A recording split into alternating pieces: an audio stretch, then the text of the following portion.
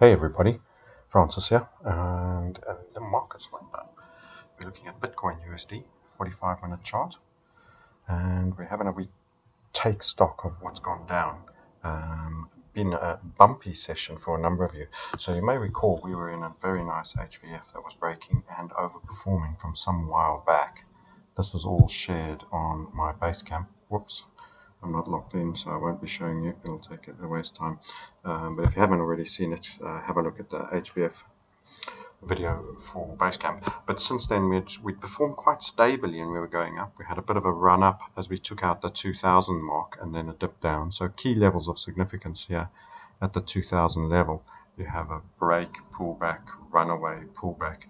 And then we went very low volatility, and I mentioned this is going to go higher still. This is really low vol, grinding safely, but not even a grind, moving up quite steadily, but without going melt up. And I suggested to you that the point at which the market will begin to become dangerous is when it goes very steeply up. In other words, it just becomes the one-way bet. Roughly in around when you cross the 2,399.86, which would of course logically be your 2,400 mark, you had a little push through and a little push back, and then you went for a complete run. Now everyone was a bull. Bitcoin had gone 2,400 and it got bought up very promptly and actually traded to 8. This is the Coinbase exchange, by the way, that I'm looking at on tradingview.com. So Coinbase exchange's price, bear in mind it is different on others. So this is the chart according to TradingView's data on Coinbase. So we actually traded 2.8 after having a little respect of the 2,400, dipping down, and you literally went from 2,378, that low, very steeply and very high volatility up. Let me just illustrate with a line why this was the key moment that was warning you that it's the beginning of the end. And that's when you least want to think about beginning of the end, because you're just making tons of money. It's going really insanely quickly. And everything is awesome in your world. Remember, when things are uber awesome, they are about to change, because they don't stay uber awesome all day long. So I'm trying to get a line here. Let's try select that. Have we got the trend line finally? We hope so. We draw the line. There's your run up to 2004 from the respect at the shoot through the 2000 here, the dip, and the secondary shoot through 2000 and dip. Yes, so this was all about the 2000 levels, just a bit of respect to those levels. Then you went, in terms of your journey, what I would call short-term parabolic, and you went from that low point there to there. And that is the point I was warning you about, that would come when it goes melt up. That is the beginning of the end. So anywhere along this journey here, when you were running up and you'd buy 2.6, you would realize this is now going up very, very steeply. Had you taken anywhere from 2.6 to 2.8 your profits off, you would have then avoided all that has followed. Anyway, many of you haven't, many of you don't have that technical opinion or the techniques that we use on Basecamp and coming out of my program, so you now are where you are. Let's just recap what happened. You have a real trend changing event, a proper slapdown. That took it all the way down from a high of intraday high of 2.8 all the way back down to 2.2. That is literally 4 candles on a 45-minute. That's not even hourly, gents. So within 4 hours, you've given up the better part of $600. You get a reaction, and then you go into what is called a rising wedge. You're squeezing, marginally higher high. What do you get out of a rising wedge? Traditionally, a smash down. You can't get to the previous highs, that with a melt up. This is a lot more volatile. Note the big wick swing and then up and then back down again, all the way almost as low, then back up. This is the volatility. So this is now the warning that you're now in, if you haven't already realized it, that you're in the trend change market for now. And then you swung, you got your rising wedge, and then you smashed it down, new lows. Again, highly volatile, back up, smashing it down. You are finding buying here. Along here, you're getting wicks. That initially, people are trained to buy the dip on Bitcoin, buying the dip, buying the dip, buying the dip, buying the dip, buying the dip. This creates new structure, and it causes the falling wedge, because a lot of the selling across the top is very steep. The hammer wicks that you're seeing here is the people buying the dips all the way along. Thank you for your trade ideas. Please get out of the way of my charts. And that is a falling wedge. So what eventually you get out of a falling wedge is the converse of a rising wedge, is you do get a move upside. This is a little bit of a breakout out of the wedge. You get your revisit, and then you get your move away. Now, that all sounds very hunky-dory, and you might be ready to think that this is the bull train back on, but I'm afraid I'm going to spoil the party a little bit and say not quite.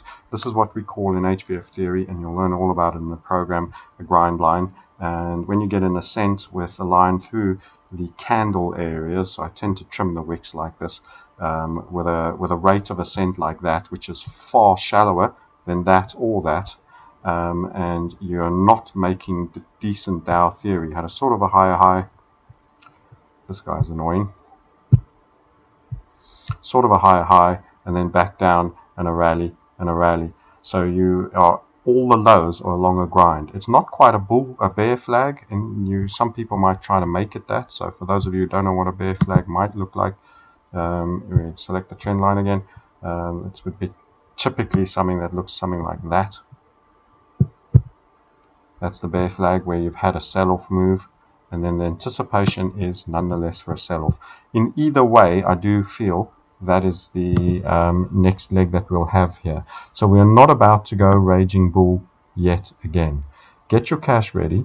Be ready to go long. Don't short the Bitcoin, in my opinion. I do not think shorting any form of cryptos in an expansionary market is a good idea.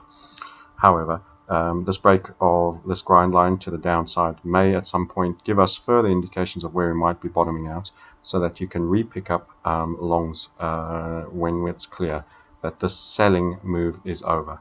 Remember the big picture. Remember the big picture. This might sound all a little bit, oh, it's all downside. It's not really. Let's just keep a big time frame in perspective.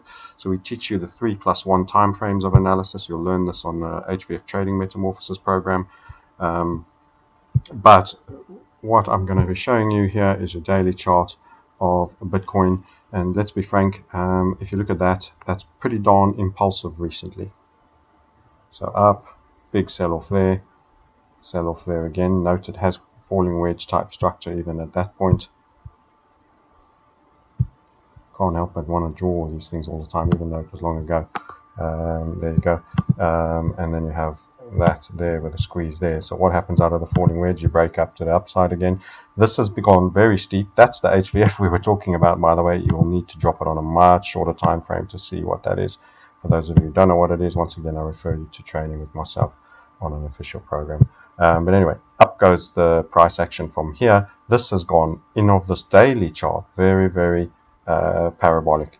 So much so that I would actually say you want to set your charts in a manner that reflects that, and this is a logarithmic scale on the right hand side. This is already in that manner, so I'm already just showing you percentage changes, not full changes. If we unlog this, it'll look even more extreme in terms of the parabolic nature. See how it flattens earlier out and magnifies the melt up. So to be frank, this could sell off quite a long way. Could even come, God knows, Fibonacci analysis. I'd probably take the lows of this falling wedge and that hammer all the way up to there. You could have a 38.2% retracement, which is quite moderate for a bull run, which could be anywhere down here, and I'm guesstimating it. I haven't yet worked out how to do fibs. If one of you smart guys want to tell me how to do fibs on tradingview.com, I'm happy to do it. They've got Andrew's pitchforks and everything. Someone says it's in the indicators here, but I'm damned if I can find it. Anyway, that's a separate point. You could have a 38.2 and you could be quite a bit lower from here before you've had just an ordinary pullback, and there's nothing stopping it having a 50% pullback, because this has gone parabolic. Does that mean you should be running scared? If you're taking the investor and the long time frame view, I think you should sit it out.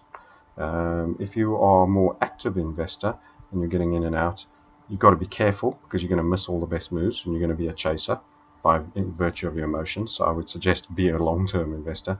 But it's not fun watching something trade down when you put money in it. However, you won't miss the upside if you're always in it. And this is an expanding market, and that's one thing you don't want to miss. So that is a technical take, and this is why, as I say, there could be further downside on this. This is a very parabolic chart. But even with the log scale, which is how I suggest you watch a very expansive market, this is still big moves.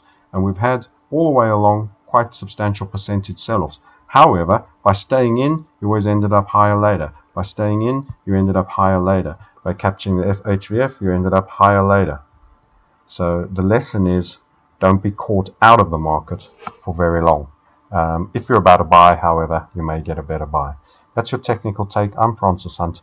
If you want to talk about the other aspects I've mentioned and learning more about how to do what I do and making sure that you're always largely in the winning and the best three of the cryptos on any given day or moment for a reasonable time period, get in touch on support at the Market Sniper, support at themarketsniper.com, and Amy will get some details over to you and maybe arrange a chat if you're serious. So with that, love you and leave you, and hope you enjoy the charting take on Bitcoin. Trade small, stay in the market, do not short, and I look forward to making money and helping you guys do that if you become clients, and giving you occasional updates even if you choose not to.